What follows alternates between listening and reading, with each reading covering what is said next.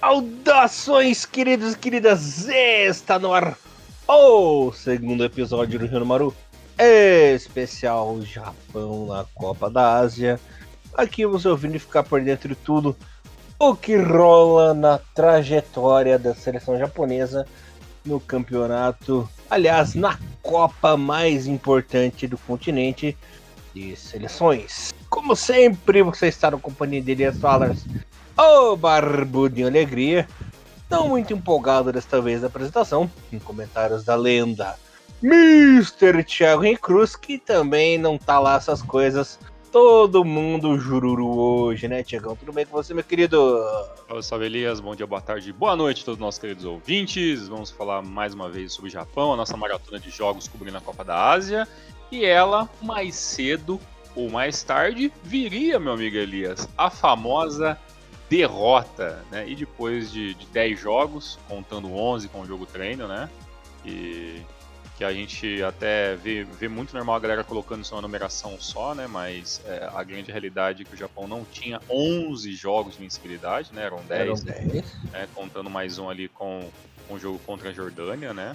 Enfim, era um número impressionante, mas a gente sabia que uma hora ele ia parar, né? Que pena que não foi tão longe. Mas eu acho que essa já é uma forma até interessante de a gente começar esse programa, né, Elias? Lembrando para vocês, eu e Elias quase não conversamos hoje durante o dia, a gente vimos jogos de manhã, né? Depois tinha coisa para fazer, o Elias foi fazer as coisas dele, a gente conversou basicamente uma coisinha ou outra no grupo, né? Que nós temos lá, que a gente monta nossas pautas. E até antes de gravar esse podcast, o Elias, a gente entrou aqui para gravar, faltam 10 minutos e ainda não trocamos ideias. Então, realmente, eu não sei muito a opinião dele, o Elias não sabe a minha. E a gente tá meio que no escuro e vamos debater aqui durante o programa as nossas opiniões, que eu acho que vão ser um pouco diferentes em alguns aspectos, mas a gente vai chegar num bom consenso e passar isso e dividir com vocês, mas a gente gostaria muito de saber a opinião de cada um que ouvir esse podcast, porque este é um tema que dá muito engajamento, que é derrota, desgraça e problemas do futebol japonês. E hoje ele voltou, Elias, um Japão irreconhecível em alguns momentos, um Japão falhando em vários momentos, um Japão pouco produtivo, e aí, num primeiro tempo muito competente, o Iraque venceu o Japão com 2 gols. Lembrando que a última derrota japonesa foi lá em março do ano passado, no dia 28, onde perdeu para a seleção da Colômbia, né? Então, de março para cá, a gente só tinha programas felizes, programas com vitórias, goleadas, tudo bonitinho, até que a nhaca aconteceu. Tiagão, uma coisa, a minha previsão deu certo, né? Uma coisa que eu falei lá, que eu falei semana passada, né? Do Zion Suzuki, ó, quando chegar um jogo grande, quero ver como é que vai ser esse piá. O que aconteceu? No primeiro grande lance decisivo, onde ele tinha responsabilidade, foi lá e falhou, né? Não foi culpa só dele também, a maior falha foi a dele, claro, mas o nosso querido Hiroki Sakai na cobertura defensiva também chegou atrasado. Falhou, mas também como é que ele ia adivinhar que o Suzuki ia fazer uma lambança que ele fez, né? No gol do Iraque, né? Então, antes da gente debater lance a lance, eu quero falar como que o Japão entrou nesse jogo, Tiagão. Entrou com o Suzuki no gol, Hiroki Ito, Taniguchi, Takura e Sugawara, Wataru Endo, Morita, Minamino, Kubo, Junei e Asano. Tivemos aí mudanças significativas, né? Entraram no time titular de hoje o Asano, o Kubo e também... Não, era isso, né? São esses dois jogadores que teve mudança na primeira partida. Dessa vez o Minamino ele foi deslocado mais para a esquerda, né, Tiagão? Deixando o Kubo centralizado. Entraram na etapa final Uedinha, Doan, Hatate, Tomiyasu e Daisen Maeda, discutindo o primeiro tempo. Com 4 minutos do jogo, o Iraque abriu o placar com Eman Hussein. O Japão, olha, tava irreconhecível. O primeiro tempo do Japão foi irreconhecível, né, Thiago? Embora tenha tido amplo domínio de bola, amplo domínio de jogo, né? O Japão controlava o jogo, o Iraque só teve 29% de posse de bola na etapa inicial, né, Thiago? Mas não conseguia produzir, não conseguia atacar, tanto que no primeiro tempo não teve nenhum chute a gol de fato, né? Seleção japonesa. Goleirão Yalaura Hassan da seleção do Iraque, ele terminou o primeiro tempo com o uniforme limpo. Não teve defesa difícil, não teve ameaça, tudo que o Japão tentava dava errado. O Dineito irreconhecível nesse primeiro tempo, tentava os dribles, ele não conseguia, tanto que chegou até a levar um cartão amarelo bobo, né? Que ele se descontrolou ali numa jogada. O Hiroki Ito destruindo os ataques japoneses, né? Ele que, na verdade, o Hiroki Ito teve um jogo equilibrado hoje, Tiagão, sabia? Jogo equilibrado? Porque ele atacou mal e defendeu mal hoje, né? Então foi. Fez o barba, cabelo e bigode de tudo que um jogador não quer fazer numa partida. Né? Exato, né? Achei que o Moriaço mexeu mal no primeiro tempo em ter tirado o Taniguchi. Achei que o Itakura tava bem pior que ele. O Taniguchi estava um pouquinho melhor na defesa ali, né, Tiagão? Deveria ser para ter tirado um zagueiro no fim do primeiro tempo que tirasse o Itakura, mas enfim. Aí veio a tragédia, né?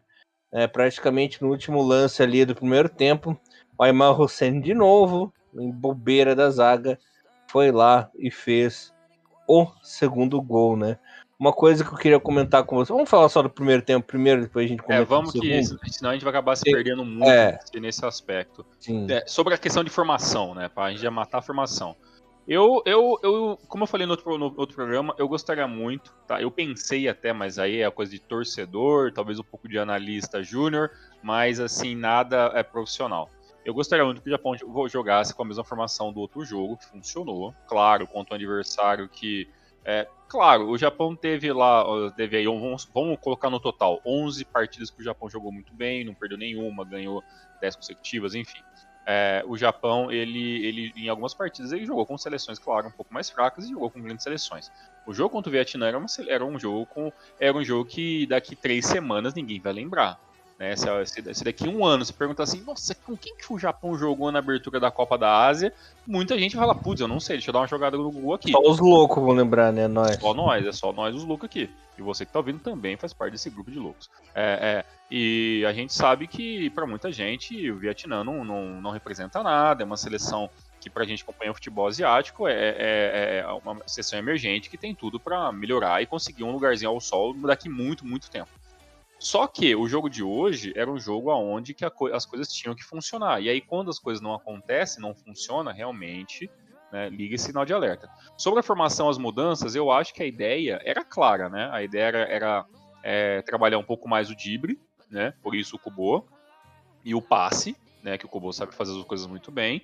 O Asano seria aquele centroavante de velocidade, né? Porque realmente o Asano muitas vezes joga como centroavante, mas também joga muito bem fora da área. E ele é um dos atacantes mais rápidos que a gente tem, né? Um cara de muita explosão. Não sei se é mais velocidade, mas explosão o Asano tem muita, né? E isso, quando começou a sair o gol logo no começo, meio que já moiou, né? Talvez essa ideia. Eu não entendi por que o Minamino jogou aberto pela ponta, já que o Kubo é muito mais rápido. Então, assim, como eu vi muitas pessoas comentando sobre isso. Mas o Japão tentou um futebol de transição.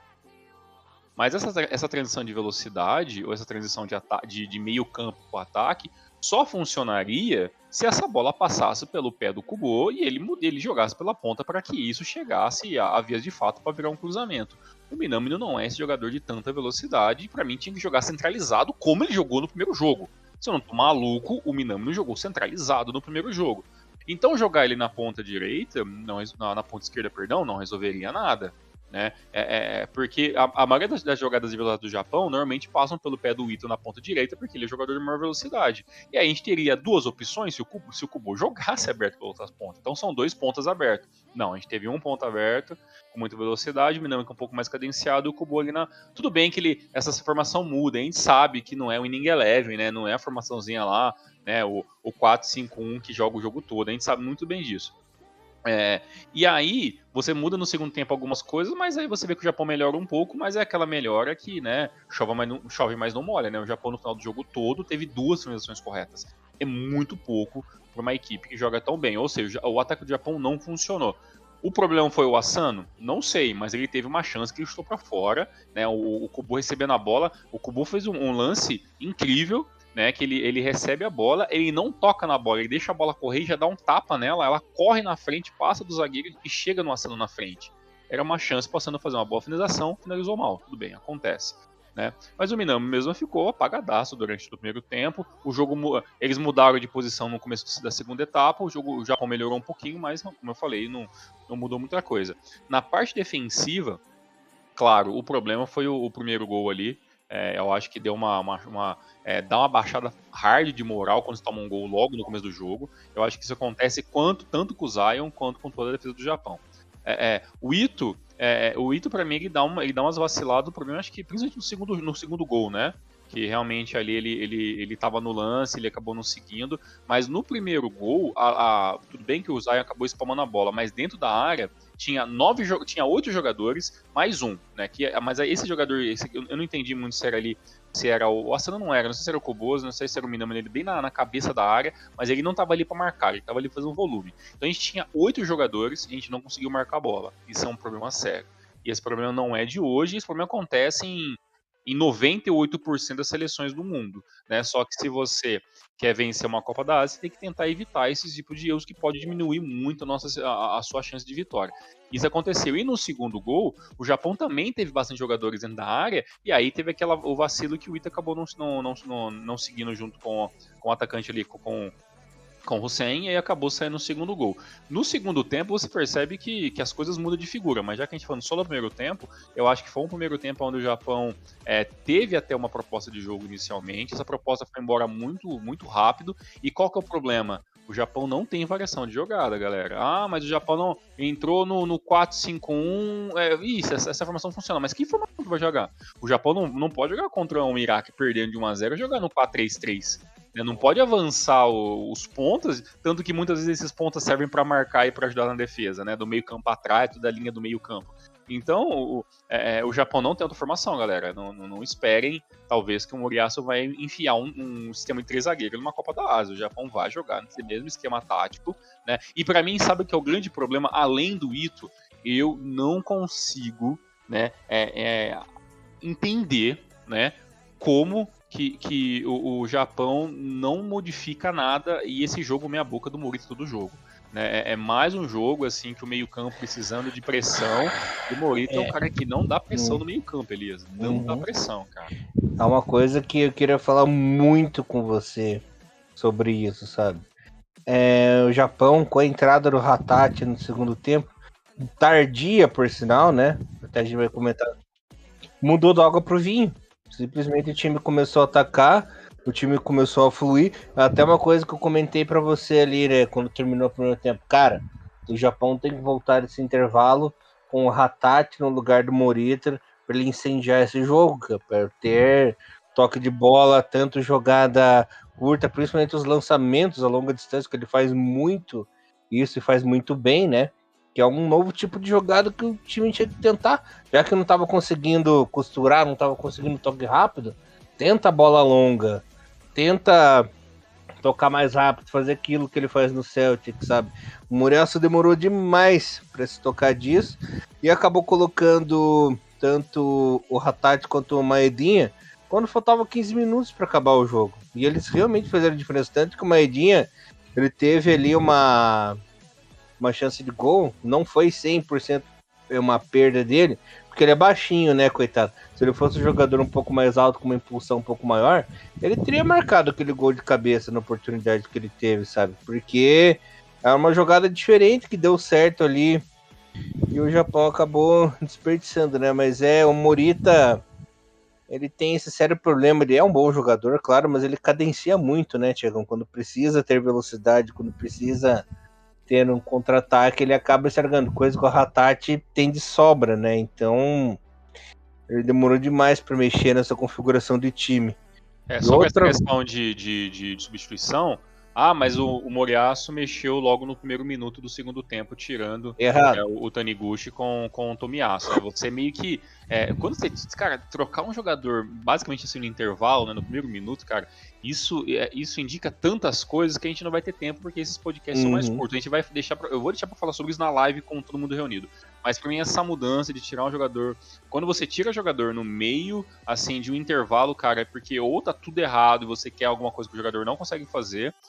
Você pode passar N sabe, N situações, assim, pro público fazendo isso, e a gente vai discutir sobre isso futuramente. Mas depois as substituições de Doan, Ueda e tudo mais, aconteceu só aos 61, né? Então, realmente, ficou ali, o Japão ficou mais de 20 minutos jogando com a mesma equipe, né? As coisas não funcionavam, e aí as coisas, quando começaram a trocar, melhorou um pouquinho mais, mas não substancialmente importante essas mudanças para virar o jogo, né? O Japão perdeu um tempo precioso, cara. Esses 20 minutos aí fizeram muita falta.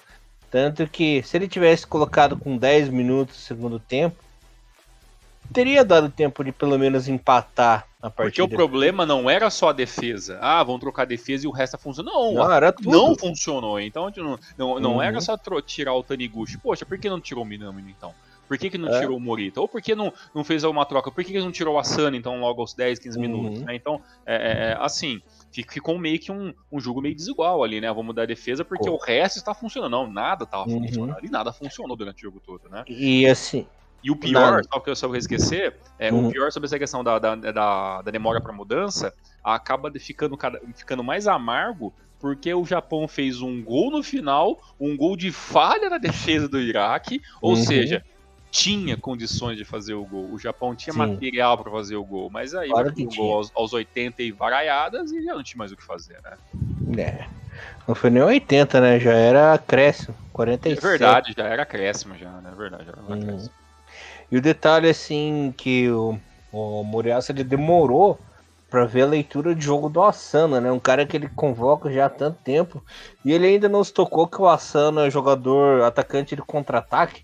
Ele é jogador para jogo, e que o Japão não é favorito no partido, que o Japão não é dominante de bola nas partidas, né, Tiagão? É aquele cara de contra-ataque de velocidade para tentar virar o jogo, para tentar alguma coisa diferente contra as seleções mais fortes, né? Caso que, como aconteceu contra a Alemanha, e nos jogos de Copa do Mundo, né? Esse tipo de jogo não é pro Asano, pelo menos não para ele ficar lá na frente, sabe?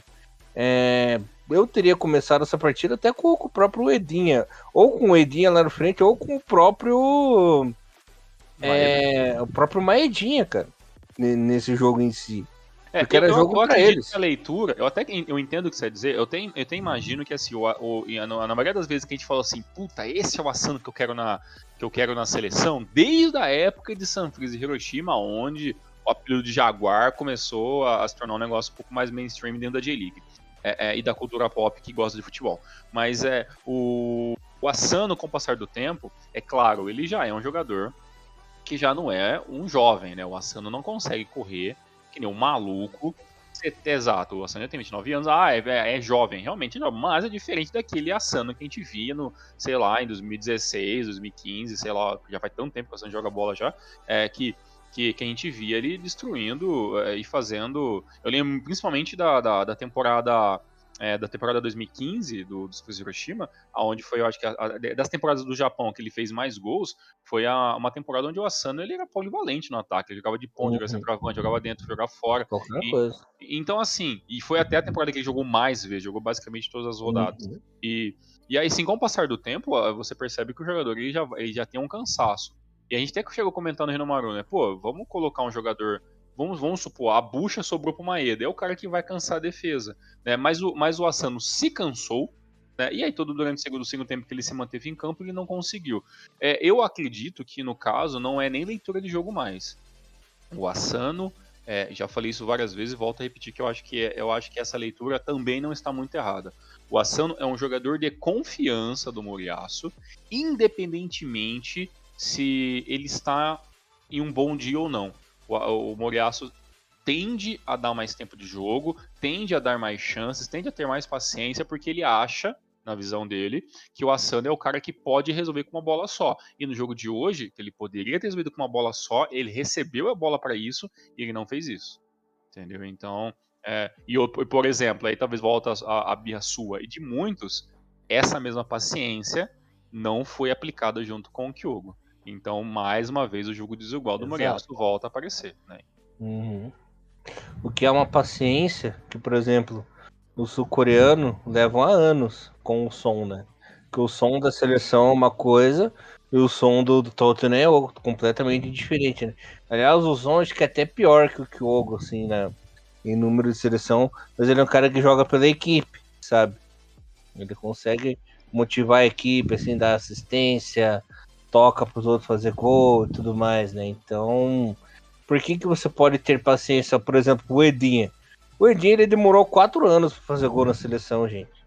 Por que teve toda essa paciência pro Eder desencantar, finalmente fazer gol? Tem toda essa paciência pro Assano, né? O Assano que inclusive foi o nosso Coringa lá na Copa de 2018, né? Fez parte do time, mas não podia jogar, né? Porque eram 23 jogadores. E com o Kyogo não, cara. Então, por exemplo, essa era mais uma partida que poderia testar o Kyogo lá na frente, né? Porque esse sim tem explosão, esse cara é veloz, a zaga do Iraque é lenta, né? Ele poderia ter feito um chacho aí nessa defesa do Iraque, sabe? Então, ficam aí esses mistérios da JFA, ficam essas birras do Moriaço que não dá para entender, né? E uma coisa que eu queria falar para você é que se for para testar uma coisa diferente, esse jogo contra a Indonésia na última rodada é o ideal para você fazer o teste. Eu acho que não tem mais, não vai ter mais espaço para fazer também muitos testes também, né? Porque Eu acho agora complicou assim, a tabela até. eu faria esse teste que eu falei para você, Tiagão. Começa a partida com o Ratat e com o Maedinha, eles incendiando o jogo para definir já no primeiro tempo a partida e eles jogarem tranquilo no segundo tempo e conseguir a classificação, certo? Eu faria esse teste. Se for para trocar o goleiro, troca já, testa o Maekawa nessa equipe menor, porque aí não faria sentido você trocar o goleiro nas oitavas de final, colocar o goleiro cru na competição, sabe? Pega e já muda o goleiro agora também nessa terceira partida para ver o que acontece, para não se repetirem os mesmos erros que aconteceram nas duas primeiras partidas, né? Eu penso assim que o Morita não tá bem nessa Copa da Ásia, tinha que dar uma chance pro Hatate. O Juneito também não tá bem, ele tá irreconhecível, não jogou bem hoje de novo, Thiago, jogou muito abaixo. Não sei se ele tá preocupado com alguma coisa, tá sentindo uma lesão aí que a gente não tá sabendo. Então, sei lá, começa aí com o Cubinho pelo lado, o Minami no centralizado, ou o Cubinho pelo lado e o Daisen Maeda, ou o Minami no centralizado, o Cubinho por um lado e sei lá. Ou volta com o Kiko, né? Volta com o Nakamura ali, sei lá. E assim, a gente tem que torcer para que o Nakayama esteja bem nessa terceira partida e jogue a partir do terceiro jogo, porque o Hirokito não dá mais, cara. O Hirokito aí já testou a paciência de todo mundo e tá difícil. A gente tem que torcer aí pro retorno do Tomiyasu. Fiquei feliz que o Tomiyasu voltou hoje também. Mitoma ficou no banco, né? Mitoma também ficou nessa partida. Então, temos que torcer pro retorno do Nakayama para ele jogar 100% aí a partir do terceiro jogo, passar de fase e torcer para que o Mitoma aí volte logo 100%, que daí a coisa já vai melhorar, né? Que assim tá difícil. Lembrando que já é praticamente, não digo impossível, mas é improvável que a seleção japonesa consiga a primeira colocação. Isso aí já é fato, porque eu acho muito difícil do Iraque perder pro Vietnã. A terceira partida vai no mínimo para 7 pontos, se vencer vai para 9 também. E caso a equipe do Iraque perca pro Vietnã, o Japão tem que fazer saldo por cima da Indonésia também para terminar em primeiro, né? Então é bem difícil. Só para terminar meu raciocínio, aí na etapa final, só nos acréscimos, uma falha bizonha do goleiro e da defesa, o Wataru Endo conseguiu descontar e ficou nesse 2-1 ridículo. E, assim, é tudo bem perder. Perder acontece, né? Faz parte do jogo. Mas perder do jeito que perdeu, com falhas bizonhas, sabe? Com entregada, assim, que foi uma entregada esse primeiro gol. Na minha opinião, é inaceitável, Tiagão. Não aceito esse tipo de derrota. Se perder lutando, ó, perdeu. Ocasião de jogo, né? Perder é normal. Ah, os caras tiveram aí mais eficiência, ganharam, beleza. Mas perder com falha, cara, perder com bizonhice, então não aceito. Não sei. Muito, muito, muito, muito complicado. Eu acho que foi realmente um jogo ruim coletivamente. Eu espero que essa derrota ela não fique apenas nas costas da parte mais fácil, que é colocar nas costas do goleiro. É defesa. A defesa inteira errou, tá? A defesa inteira errou, principalmente, né? A galera que ficou ali pelo lado do Taniguchi e também principalmente do Hiroki Ito. No segundo gol, esse erro ficou ainda mais evidente. Né? Talvez esses erros foram até minimizados porque o erro que gerou o gol do Wataru Endo no cruzamento de escanteio também foi um erro defensivo. A bola acabou sobrando ali. E o Endo teve a oportunidade de unir esse placar. E um outro detalhe também interessante, né? A gente não sabe, né? Porque é bem provável que o Iraque, de qualquer maneira, voltaria para o segundo tempo e fazendo, claro, aquele joguinho de segurar. Mas o autor dos dois gols, né, o Hassan, ele acabou sendo substituído no comecinho do segundo tempo também, provavelmente por uma lesão que esse jogador tem, não 100% curado, né? Eu tava até dando uma olhadinha, vendo também o que a galera tava comentando no nosso grupo, e eu vi ali o KMC comentando lá no nosso grupo do Discord, que na primeira partida, o Hassan ele não jogou também contra a Indonésia, né, do primeiro jogo, né? Ele começou no banco, jogou apenas 30 minutos do segundo jogo e marcou um gol também. Né? E no caso, ele entrou no lugar de um jogador mais jovem, né, que um jogador de 23 anos ali da equipe, que tem gols relativamente interessantes pela seleção, mas é um nome que não chama tanta atenção assim, até porque eu achei muito estranho, e aí abrindo um pouco o leque do assunto, que o atacante, que é meio que o atacante, digamos que foi titular no primeiro jogo, ele é um jogador de 23 anos, mas ele já rodou em tanta equipe que é um jogador que já está desvalorizado no mercado. Eu achei isso meio doido de alguns jogadores não só do Iraque, mas acontece isso muito em jogadores do, é, da, do, da Ásia em geral, que às vezes eles trocam tanto de time e tem tanto espaço para jogar em alguns times que vão, que eles acabam sendo desvalorizados muito cedo, né? Então, por exemplo, esse jogador de 23 anos, que é o Mohamed Ali, ele voltou para o futebol do Iraque, mas passou por Grécia, passou por Portugal, né? Quando ele era bem mais jovem, em 2020, né? Apenas com 20 anos, né? Jogou ali um pouco no Portimonense, depois foi jogar no Catar, do Catar foi emprestado para o futebol grego, voltou para o Catar, depois foi emprestado para mais de um time indo e voltando, e agora voltou pro futebol de casa, e ele que já chegou a ter um passe avaliado em 1 milhão, né, basicamente ali, de libras, hoje está valendo 350 mil no mercado, né? Então, assim, as mudanças e os poucos jogos desvalorizam muito, mas é um jogador que na seleção tem o seu espaço e começou como titular. E no caso o Hassan, né, que é esse jogador de 27 anos aí, que também joga no futebol de casa, né, ele que joga também aí, ele já é um cara que dentro da seleção é muito mais importante, né, tem 70 jogos pela seleção principal e 20 gols. E como por ser um jogador alto, ele é o cara que muitas vezes ele acionado por ser esse jogador um pouco mais de físico, né, dentro da equipe. E pelo que eu vi, ele já é meio assombrado por lesões e não é muito novidade assim. Aí eu fico pensando, poxa, tava fácil, né, pro Hassan aí durante o primeiro tempo todo. Se ele não tivesse se machucado, o Japão poderia ter tomado mais gol no segundo tempo, né? Então é isso que é mais absurdo ainda, né? Então, fica uma curiosidade, até indicaria para vocês darem uma olhadinha nesse mercados da bola do futebol asiático, que vocês vão ver que tem muito legal, muita gente que anda e desanda por muitos lugares aí no futebol em geral. E no caso, o Hassan jogava até o ano passado no Marrocos, né, do Raja Casablanca, até voltar agora pro futebol iraquiano. Mas enfim, Elias, a situação é o seguinte, o Japão termina esse jogo, jogando um pouquinho melhor de como começou. Acho que a gente já não sei se você tem mais alguma ponderação sobre o jogo em si, Não, mas finalizei.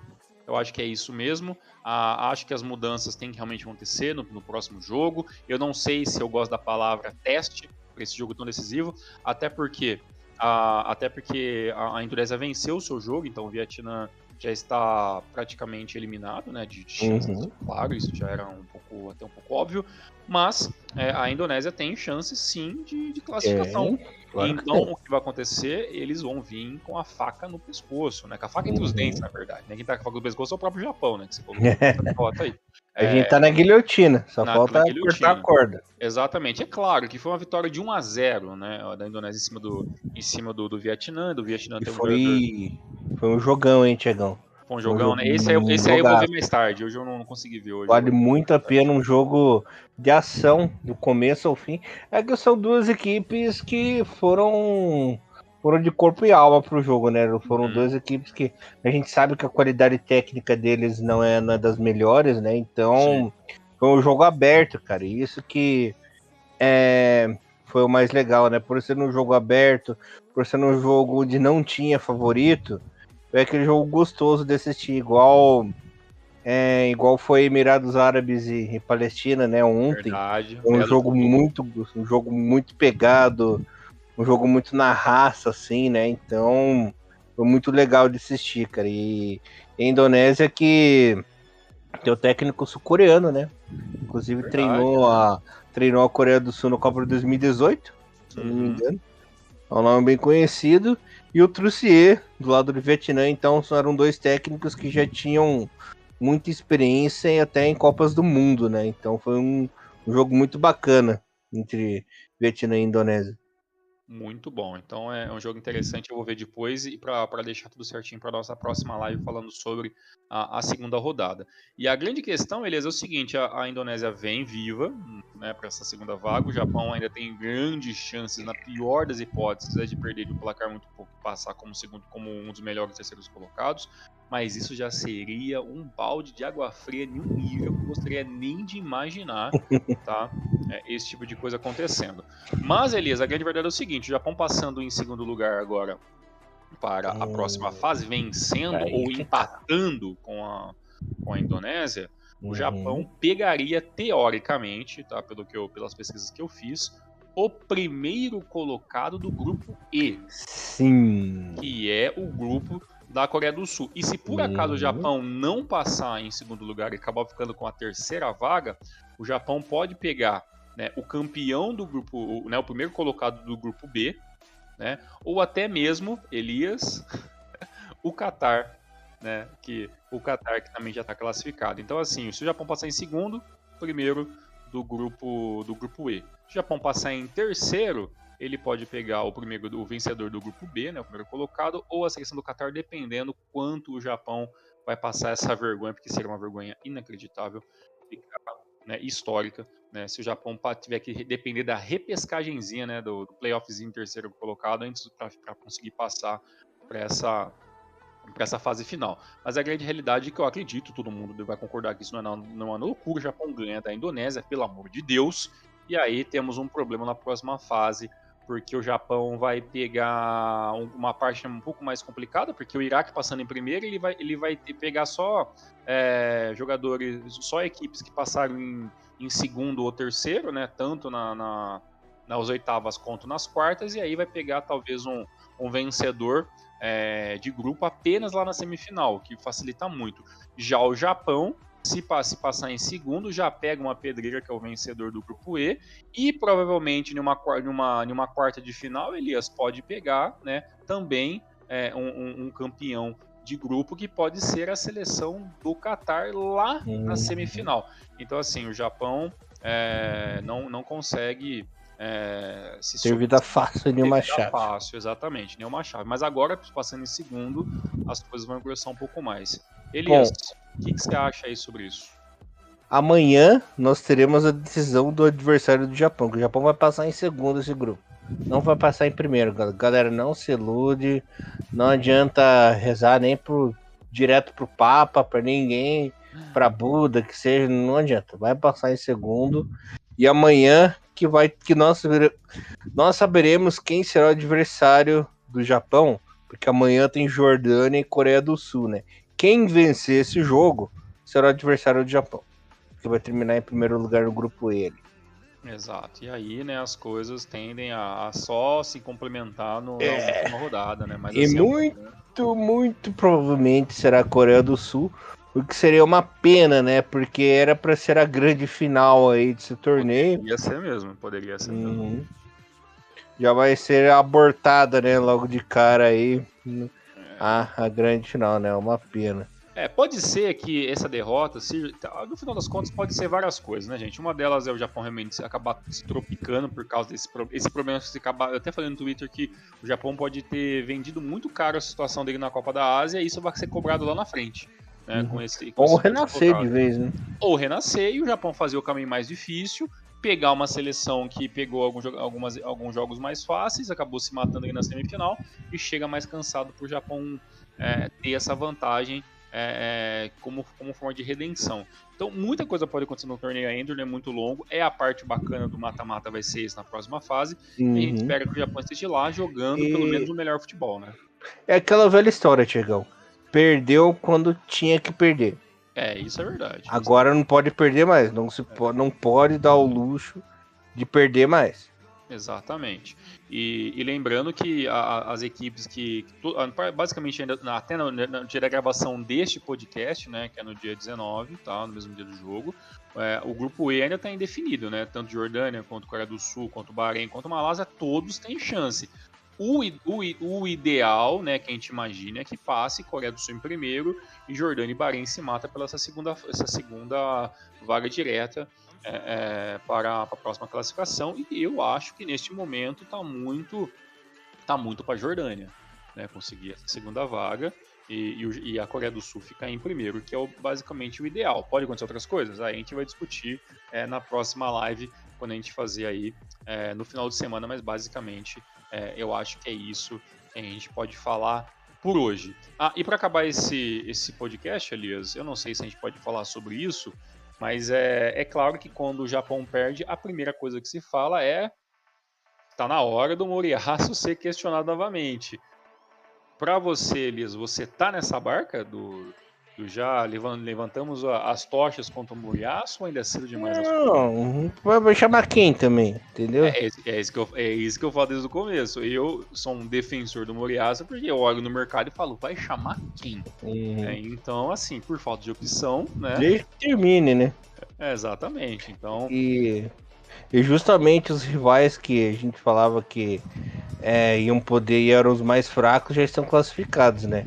Iraque, Catar e Austrália. A Austrália já verdade, a também está Austrália tá classificada garantida. também. Então, assim, o Japão tem sim a obrigação de conseguir essa classificação com muita folga, para pelo menos levar ainda medo para esse primeiro colocado, e fazer com que a bucha seja do grupo E, né? O grupo E Uhum. que tente fugir dessa primeira colocação para não pegar o Japão, não a gente está preocupado, Exato. né?